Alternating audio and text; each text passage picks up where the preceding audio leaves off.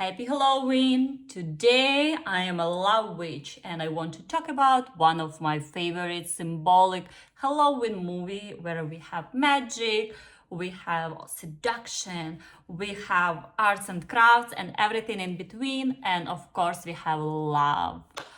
Love, love, love. All I really want is love, right? What's um our woman saying? What is it called? Protagonist, our protagonist. And the thing is, if someone didn't see that movie, which is called The Love Witch, it was made in 2016. And it's talk about a beautiful witch named Elaine who moved from San Francisco after her husband died suddenly. And that's where she talking that he left her and she moved to some small city, unspecified, on the west coast, not far from San Francisco. And she has three interesting love stories, and with each love story we opening up like an onion.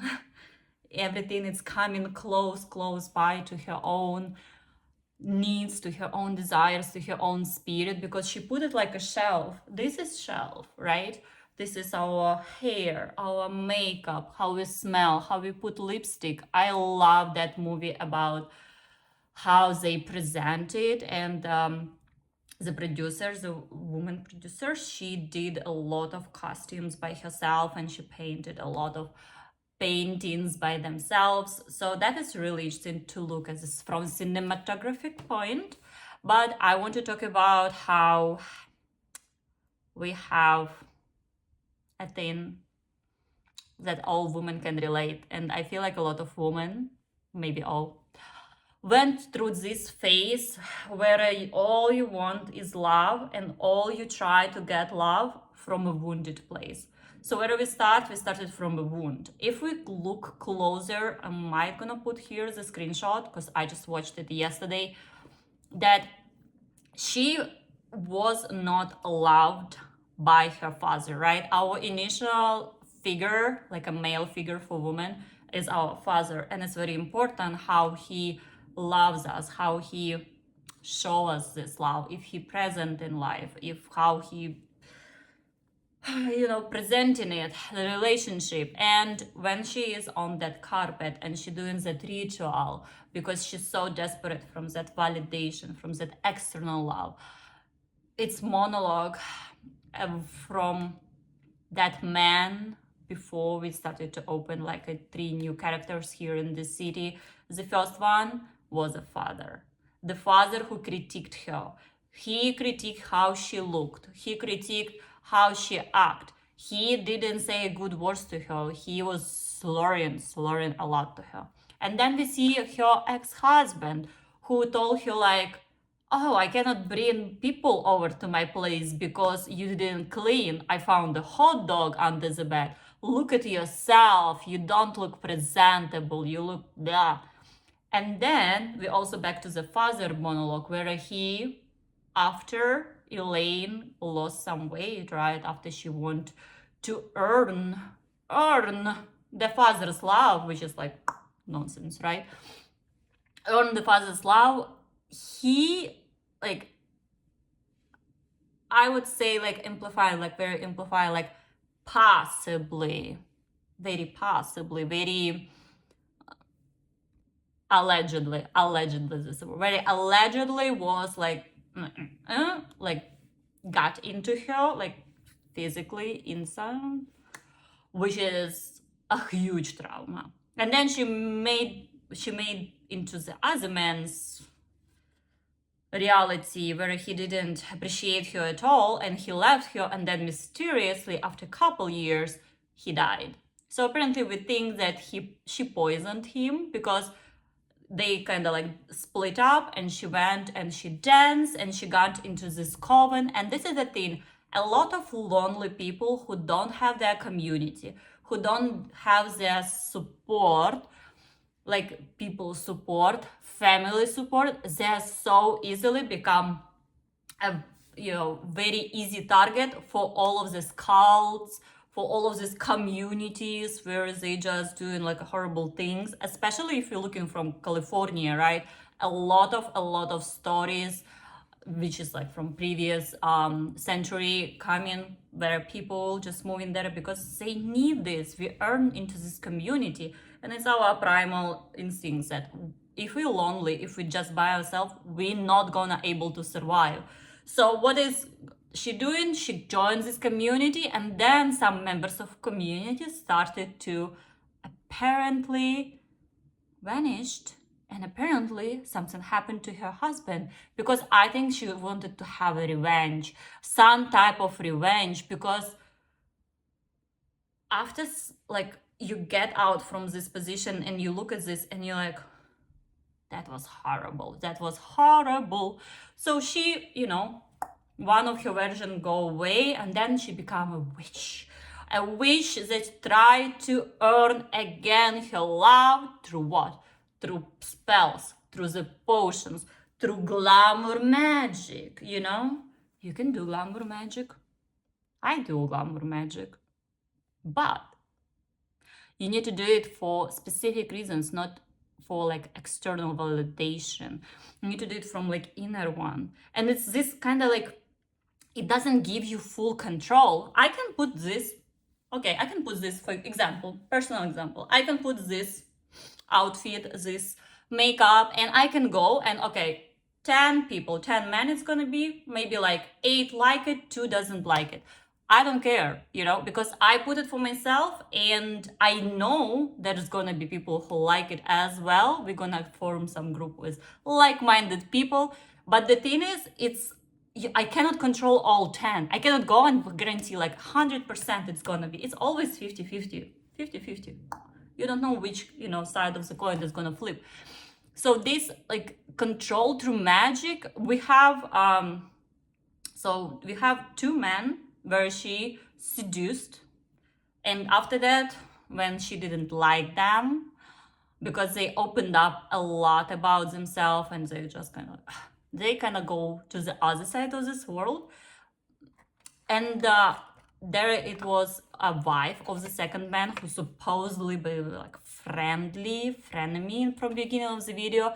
She was like attack our Elaine witch, and with magic she was like crush. She was like holding like this, like crush, goddess, crush. But the thing is, it's outside of your power.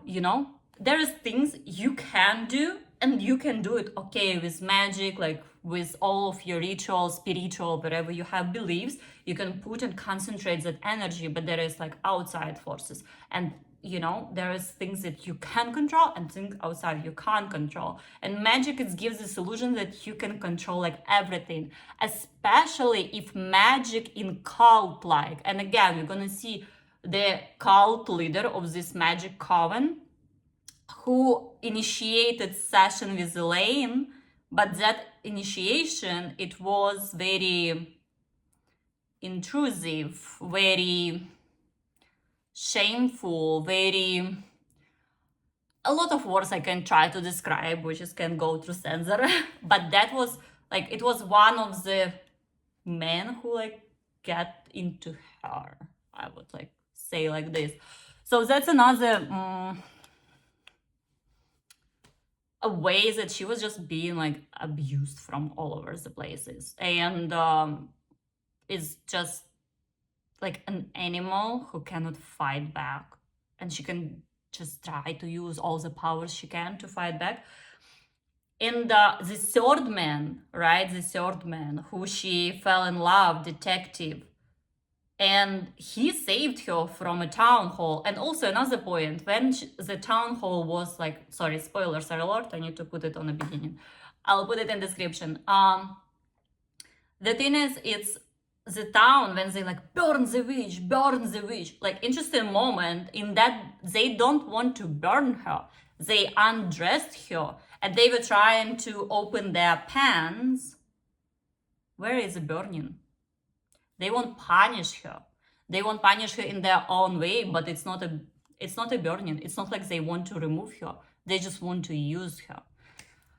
It's a lot of interesting moments there, and I for sure definitely recommend to look at it. It might be in the first time, can be very you know, like, oh my God, what's happening in this movie at all? Because they have like retro style, they have blue eyeshadows, they have a lot of magic, they have a lot of like criminal activities. But it's definitely, they also have cell phones for some reason, right? Some of them, and some of them not. It's just like, what era is that? So it's like a magic place. The thing is, it's when on the third man, when I think that she kind of like open up her heart, because for her, she decided like inside, right? She made a decision. He's gonna be the one. And she put it all her hopes and dreams into him without even knowing what is he want from her, except just her body and her company. This is like a cautionary tale for a lot of women, and it's not a romantic, like, oh, I'm just like a love witch, I'm just gonna go and do my magic, and oh man is gonna give me all the presents, love, and time. No, it's a cautionary tale. It's all about you keeping in balance and you keeping safe. That's the thing. It's me as a generation where I grew up, everything is possible for women. I was so shocked when I learned that at some time in the back, women couldn't do a lot of things because they are women. Like, it's absurd. It's absurd. So I would say that, wrapping up the closing, that it's very tragic, it's very symbolic, and it's a reminder that our feminine energy, it's very sacred. It's not a weapon, you know, it's not a weapon. My personal opinion, a lot of like women cannot really like fight physically men, right? Because we don't have physical priority over it. It's just a biology. Don't fight me back. It's a biology. I don't want to go and fight any man because I'm very fragile. That's it. That's my personal stuff. But the thing is, we're gonna use our soft power.